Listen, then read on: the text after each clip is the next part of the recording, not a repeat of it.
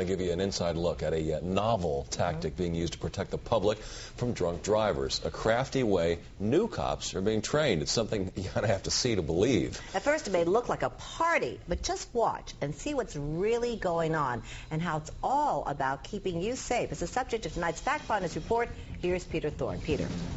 Jim and Kaidi, it's a story you will see only on 11, an inside look at how one local police department is using every tool possible to keep drunk drivers off the road, and it starts with a party atmosphere.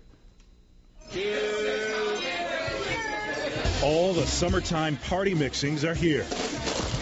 A cooler of ice, soda, pretzels, and over in the corner, some vodka, rum, and a big old bottle of whiskey.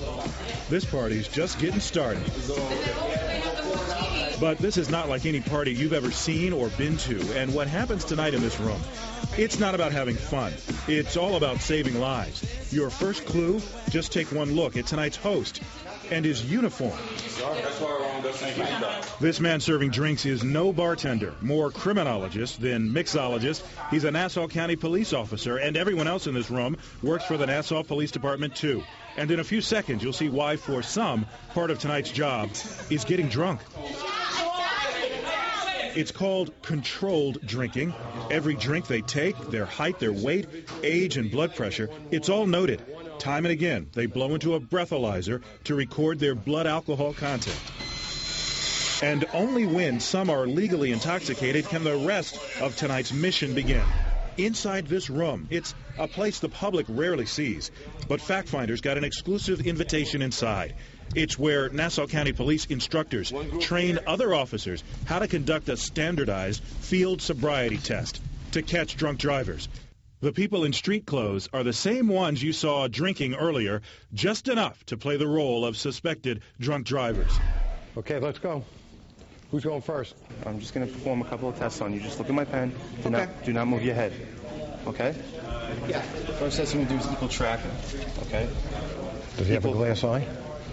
Excuse me, sir? Does he have a glass eye? Sir, do you have any medical problems? No, I do not. The same thing is going on in every corner of the room.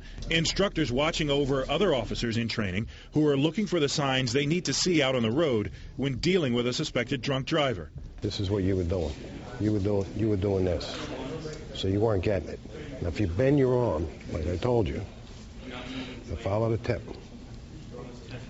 They learn how to spot involuntary movements of the eyes, sure signs a person's been drinking, that there's no way to hide, but you can only spot with training. They learn the 9-step walk and turn, the one-leg stand and count, and they even do the whole thing in the dark.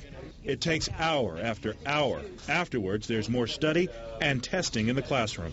My advice is if you can't walk a straight line, you can't drive one. Only once officers have been put through their paces here, in this controlled environment, are they certified to go out on the road and do this, pulling over suspected drunk drivers and looking for the telltale signs of intoxication.